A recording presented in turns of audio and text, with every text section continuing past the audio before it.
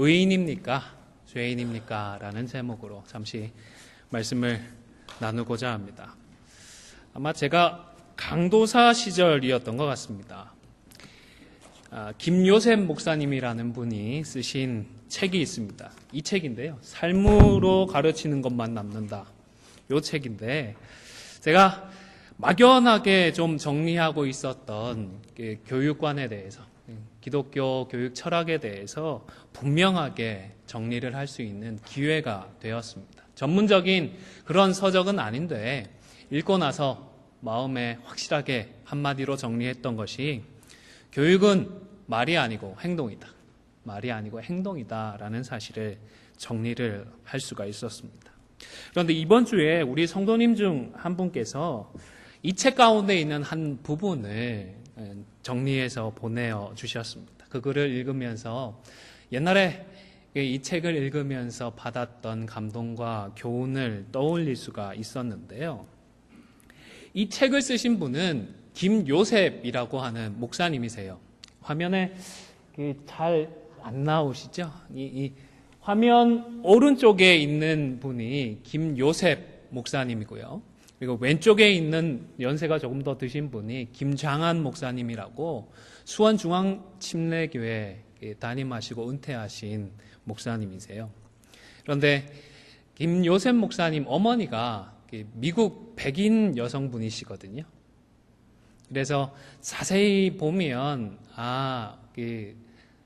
한국 사람의 모습만은 아니구나 확인을 할 수가 있는데 화면에 잘 드러나지 않는 것 같아서 좀 안타깝기는 합니다. 어쨌든 어린 시절을 혼혈아로 한국에서 자라나다 보니까 이분이 놀림을 참 많이 받았습니다. 그래서 어릴 적 소원이 하나님 제발 저 좀 검은 머리카락에 이 노란 피부가 되게 좀 해주십시오. 다른 친구들처럼 똑같은 모습으로 살아가게 해주십시오. 라는 그런 마음이 소원이었다고 합니다. 그런데 초등학교 4학년이 되었을 때에 아버지가 안식년을 받으셔서 어머니의 고향인 미시건으로 이제 한 1년 정도 와서 보내게 되었는데 미국 학교에 이제 등교를 하게 되는데 걱정 반, 기대 반, 가슴이 콩닥콩닥 그렇게 뛰었다고 하네요. 학교 가면 친구들이 날 좋아해 줄까? 생김새는 그래도 비슷하니까 여기서는 놀리는 애들은 없겠지. 공부는 따라갈 수 있을까? 엄마랑 영어로 대화는 하지만 ABCD 알파벳은 전혀 모르는데 어떻게 학교 공부를 따라갈 수 있을까? 온갖 생각이 교차를 했다고 합니다. 그리고 4학년 교실에 배정이 되었는데 하필 첫 수업이 이제 어려운 단어, 스펠링을 복습하는 시간이었다고 합니다. 영어로 말은 할 줄 아는데 알파벳을 모르고 영어를 읽고 쓸 줄을 모르니까 참 걱정이 되었던 것 같습니다. 첫 시간부터 참 창피를 많이 당하겠다 초조해하고 있었는데 그런 마음으로 앉아있는 이 김요셉 목사님, 그 당시 김요셉 어린이죠. 그 학생과 눈이 마주친 선생님께서 수업을 중단하시고는 교실 앞으로 불러내셨다고 합니다. 그리고는 소개를 해주는데 요셉이는 한국에서 온 선교사님 자녀야. 한국에서 태어나서 한국어를 아주 잘한단다. 요셉아, 선생님 이름을 한국말로 한번 써줘 볼래? 선생님 이름은 샤프야. 그래서 칠판에 한글로 샤프라는 글자를 써줬는데 그야말로 뭐라고 그럴까요? 요즘 젊은 사람들 쓰는 말로 대박이 났다고 합니다. 친구들 사이에서 그해 한글로 이름 쓰기 배우기 이런 것들이 대유행을 했다고 합니다.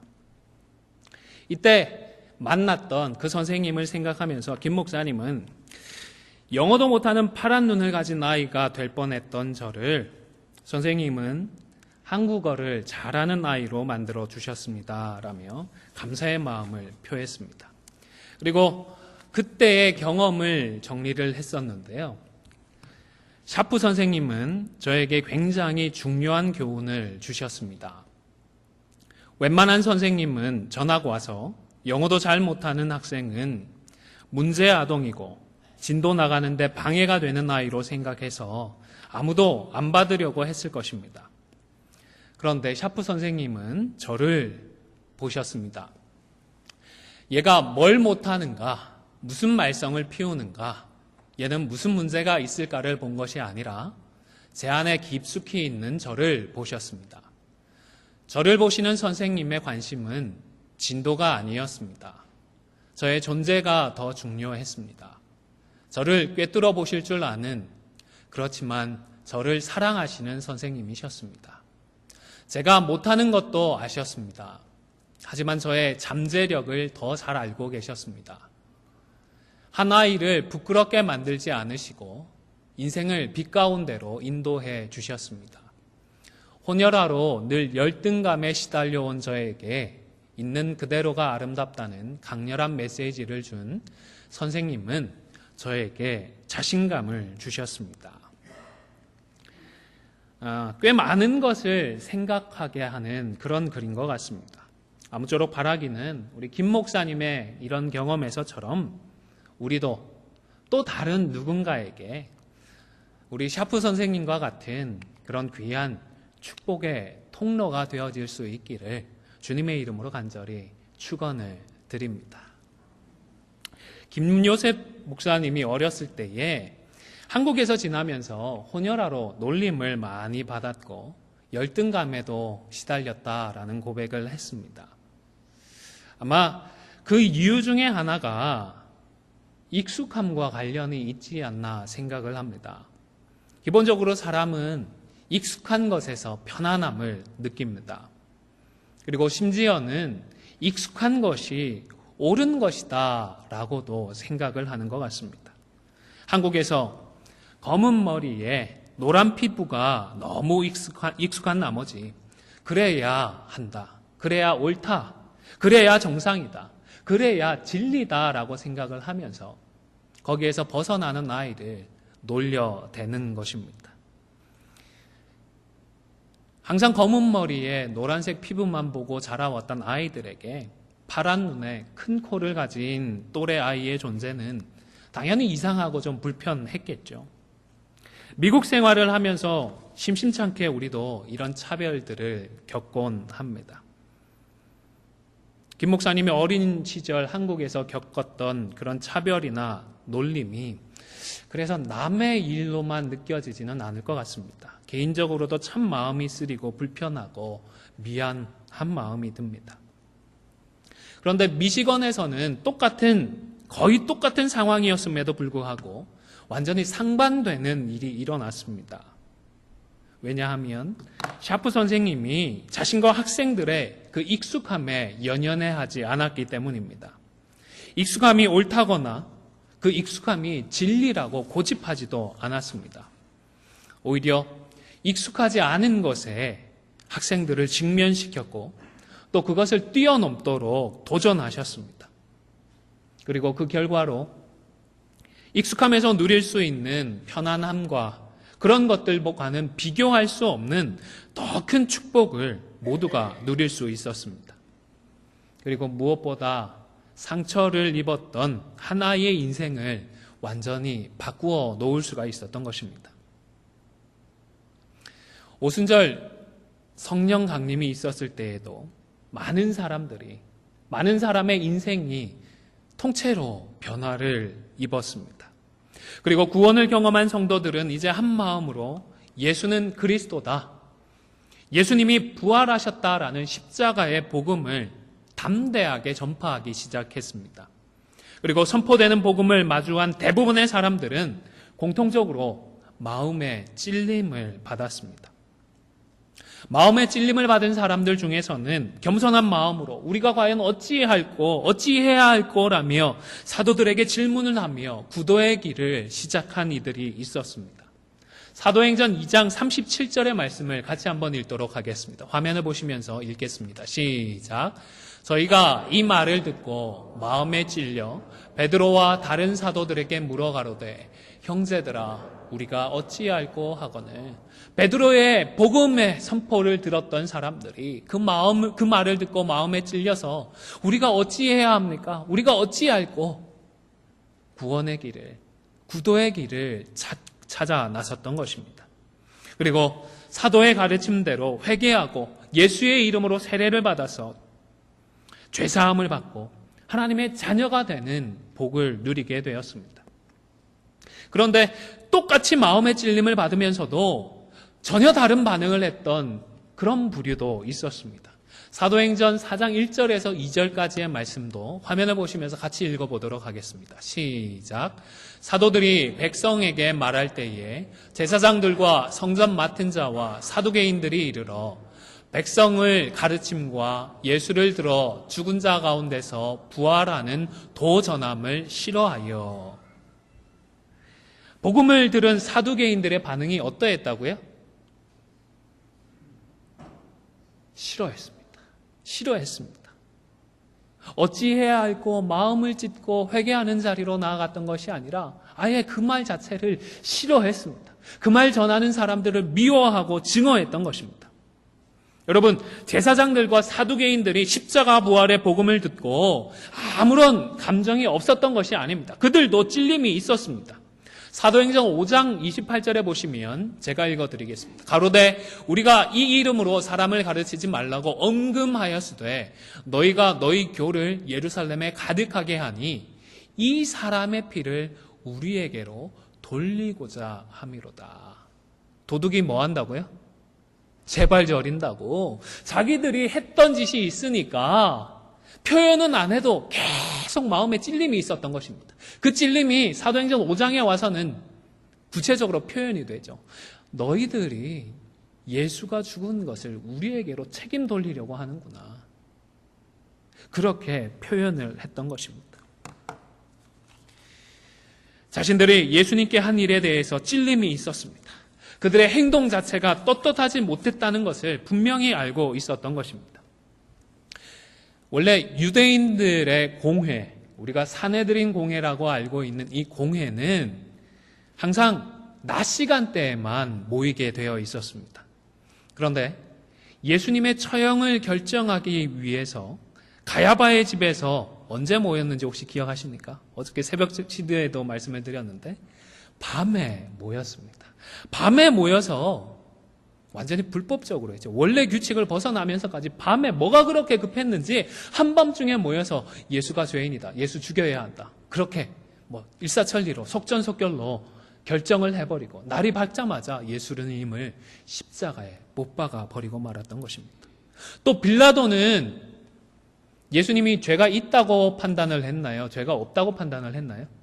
죄가 없다고 판단을 했습니다. 그런데 이 공회에 소속된 사람들은 군중들을 선동해가지고는 예수님 대신에 바라바를 놔주고 예수님을 십자가에 못 박게 했던 것입니다. 그들은 이런 잘못 때문에라도 사도들의 복음을 들으면서 마음의 찔림을 받았습니다. 앞서 읽었던 5장 28절을 보시면 대제사장이 예수님의 이름을 언급하지 않고 어떻게 표현을 하죠? 우리가 이 이름으로 라고 했고 또 뒤에 가면 가득하게 하니 예수님의 이름을 언급하지 않고 이 사람의 피 이렇게만 표현을 하고 있는 것입니다. 예수님의 이름을 차마 거론할 수가 없어서 이 정도로 이 이름, 이 사람 이렇게만 표현하고 있었던 것입니다. 사두개인들과 제사장들에게도 복음 앞에서 분명한 찔림이 있었지만 그러나 그 찔림에 대한 그들의 반응은 회심한 성도들의 반응과는 전혀 달랐던 것입니다. 그들은 복음을 거부했습니다. 예수 그리스도의 부활을 부정했습니다. 예수 그리스도께서 그들을 위하여서 죽었다 그리고 부활하셨다라는 사실을 도저히 받아들일 수가 없었던 것입니다. 그래서 사도들을 옥에 가두기도 했습니다. 예수님처럼 그들도 제거해버리고자 했던 것입니다. 다시 말씀드리지만 이들이 서로 다른 복음을 들었던 것이 아닙니다. 똑같이 십자가의 복음을 들었고 똑같이 부활의 복음을 들었습니다.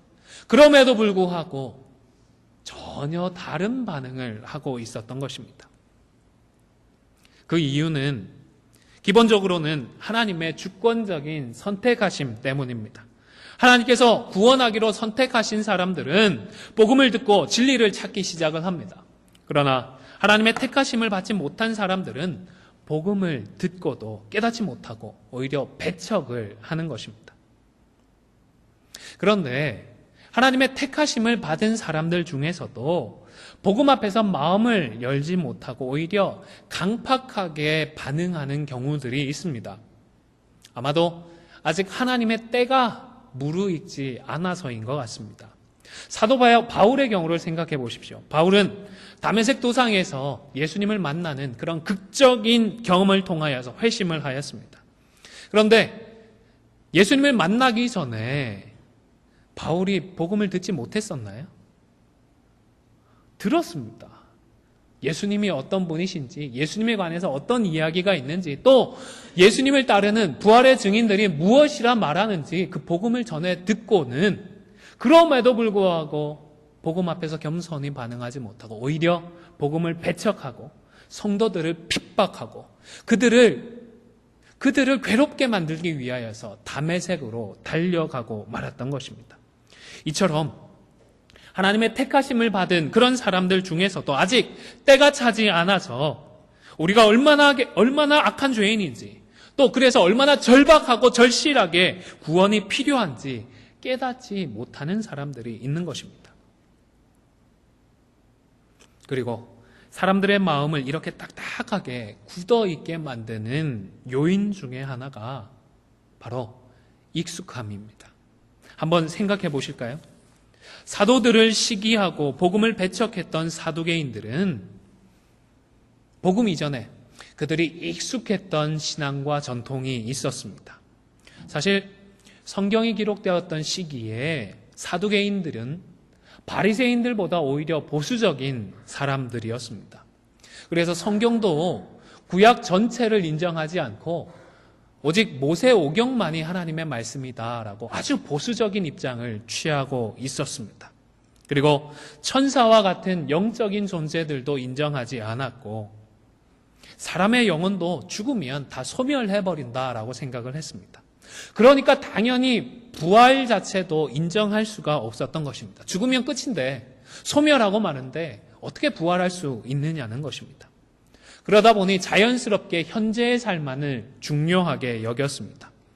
그래서 정말 열심히 살았고 돈도 참 많이 벌었습니다. 이 사두개인 하면 그 당시에는 귀족들부터 떠올랐습니다. 그만큼 돈이 많고 권력을 가진 계층이었던 것입니다. 그리고 그것들을 지키기 위하여서 세상의 권력과도 쉽게 타협을 했습니다. 사실 유대 사회에서 바리새인들에 비하면 훨씬 더 재산도 넉넉했고 힘과 권력도 많이 가지고 있었던 그런 사람들이지만 세상 권력과 쉽게 타협을 해버렸기 때문에 바리새인들에 비해서 별로 인정을 받지는 못하고 있었던 것입니다. 그런데 이런 익숙함에 일대 파문이 일었습니다. 절벽에서 떨어진 바위가 잔잔한 호수에 큰 파문을 일으키듯이 그들 가운데 십자가의 복음이, 부활의 복음이 선포되었던 것입니다. 그들이 믿는 것처럼 부활이 없는 것이 아니라 예수가 부활했다라는 사실이 파문처럼 퍼지기 시작했던 것입니다. 이 복음이 그들의 마음을 흔들고 그들의 삶을 흔들 때에 회심했던 성도들처럼 사두개인들도 이 일을 어찌할꼬 무엇이 진리인가? 정말로 그 구도의 길을 찾아 떠나고 진리를 찾아 신앙의 여정을 새롭게 해야 했지만 그러나 그들은 익숙한 가르침과 그 익숙한 전통의 울타리를 벗어나지 못하고 복음을 거부하고 더 나아가서는 복음을 배척하는 자리로 나아가고 말았던 것입니다. 얼마나 안타까운지 모르겠습니다. 이런 익숙함의 문제라고 할까요? 아니면 익숙함의 한계나 익숙함에서 비롯되는 착각이라고 할까요? 이런 익숙함이 단순히 믿느냐, 믿지 않느냐의 차원의 문제뿐만 아니라 지금 우리 교회 안에서도요, 우리의 신앙과 우리의 하나됨에 있어서도 이 익숙함이 문제가 될 수가 있습니다. 모태신앙의 경우를 생각해 보시기를 바랍니다. 하나님께서 태의 열매로 주신 우리 믿음의 자녀들을 한번 생각해 보시기를 바랍니다. 어렸을 때부터 아버지와 어머니의 믿음의 본을 보고 말씀의 교훈을 배워서 하나님의 뜻에 참 익숙합니다.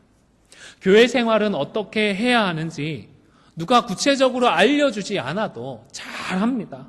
잘 알 수 있습니다.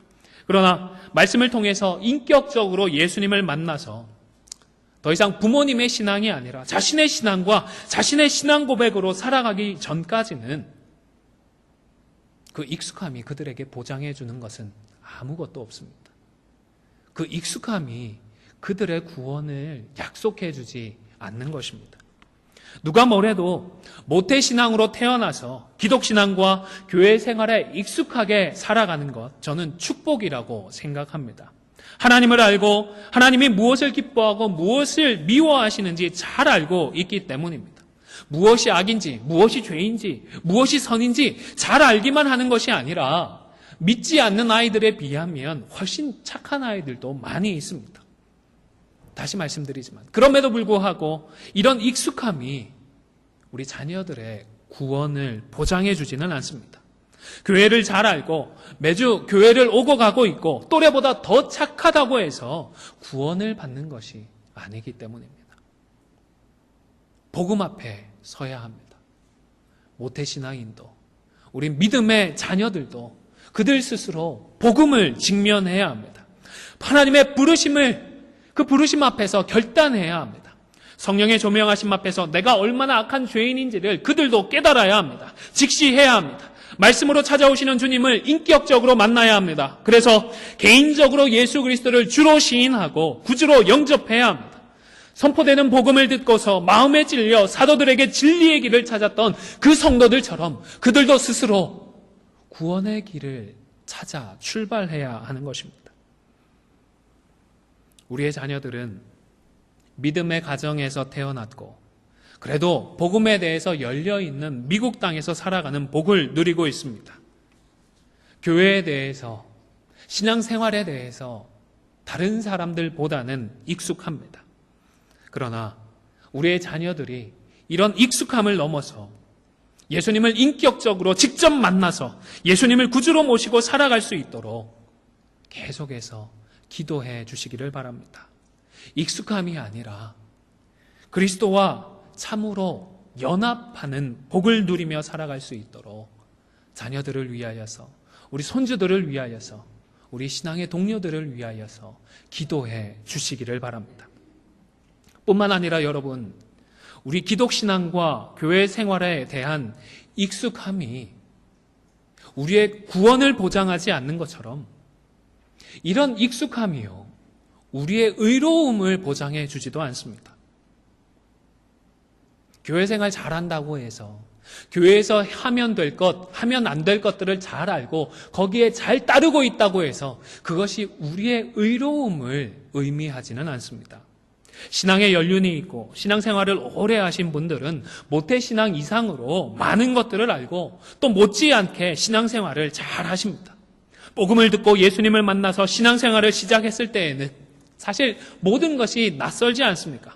예배가 뭔지, 기도는 어떻게 해야 하는지, 찬송은 또 왜 저렇게 하는지, 교회 다니는 사람들은 왜 서로를 형제라고 하는지 자매라고 하는지 다 이상하고 낯설지 않습니까? 신앙생활을 한다는 그 자체가 마치 몸에 맞지 않는 옷을 입은 것 마냥 이상하고 어색했습니다. 그런데 10년, 20년, 우리 교회 성도님들 가운데에는 70년, 80년 이렇게 신앙생활 해오신 분도 계신데요. 이제는 모든 것들이 마치 딱 맞춘 양복을 입은 것처럼 편안하고 자연스럽지 않습니까?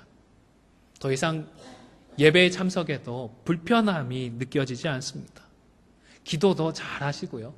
미리 기도 부탁을 하지 않아도 마치 일주일 전에 기도 부탁을 받은 것처럼 청산유수로 유창하게 기도도 잘 하시지 않습니까? 그뿐인가요? 신학 박사들 이상으로 신학과 성경에 정통한 분들도 많이 있습니다. 웬만한 목사들보다 정치 8단, 9단이라고 불리는 그런 목사님들보다 교회 정치에 더 해박한 분들도 계시는 줄로 압니다. 그러나 여러분, 우리가 이렇게 잘 알고 또 우리가 익숙하다고 해서 그것이 우리의 의로움을 의미하지는 않습니다. 우리가 의롭다라는 사실을 보장해 주지 않습니다. 우리가 아무리 많이 알고 있고 우리가 아무리 익숙한 것들을 잘 따르고 있다고 하더라도 그래서 내가 의롭다라는 이런 착각에 빠지지 않도록 우리는 우리의 마음을 지켜야 하는 것입니다. 하나님의 뜻에 익숙하고 하나님의 방법에 익숙할 뿐이지 우리가 의인인 것은 아닙니다. 여러분, 저와 여러분이 죄인입니까? 의인입니까? 죄인인 것도 같고 의인인 것도 같지 않으십니까? 우리는 의인입니다. 그런데 신분적으로 의인입니다. 의롭다 함을 받은 자들입니다. 상태적으로는 여전히 죄인입니다. 남들 얘기하지 않더라도 나 자신의 내면만 들여다보아도 잘 아시지 않습니까?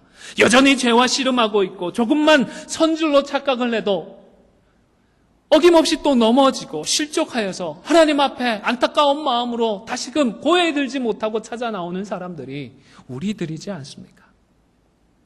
우리는 하나님께서 예수 그리스도의 보혈을 보시고 의롭다 인정을 해 주셨지만 그러나 상태적으로는 여전히 죄인인 그런 자들입니다. 그런데 익숙해지면서 착각을 합니다.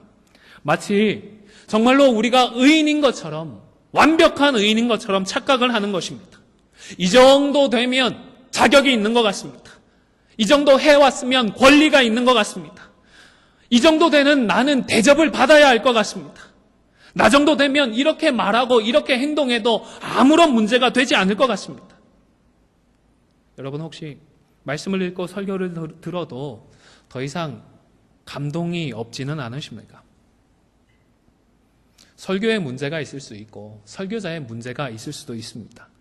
하지만 또 다른 경우 우리의 익숙함에서 비롯된 나의 의로움, 나의 교만일 수도 있습니다. 나 옛날에 저거 들어봤는데 성경 읽으면서 나 아는 내용들인데 안다고 해서 내가 그 말씀대로 하나님의 뜻대로 온전히 순종하면서 살아가는 것을 보장해 주지는 않지 않습니까?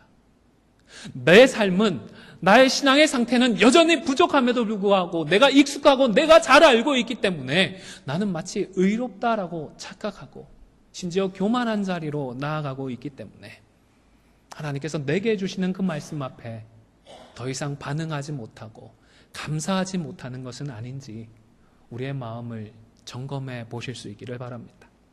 혹시 찬양을 해도 과거에 누렸던 그 기쁨이나 은혜가 없으십니까? 익숙함에 젖어서 내가 죄인이고 내게 주님만이 절박하게 필요하다는 사실을 망각해버리고 있는 것은 아닌지 우리를 돌아보실 수 있기를 바랍니다. 사랑하는 성도 여러분, 우리 주님은 죄인을 구원하시려고 이 땅에 오셨습니다. 의인을 부르기 위해서 오신 것이 아니라 죄인을 부르기 위해서 오셨다. 바울이 디모데전서 1장 15절에서 말씀하지 않았습니까? 밑보다 모든 사람이 받을 만한 이 말이요, 그리스도 예수께서 죄인을 구원하려고 세상에 오셨도다. 자신의 죄인임을 알고 이 죄의 문제를 해결하고 극복하기 위하여서 십자가를 찾고 예수 그리스도를 찾고 부르짖는 자들을 구원하기 위하여서 우리 주님이 이 땅에 오셨습니다.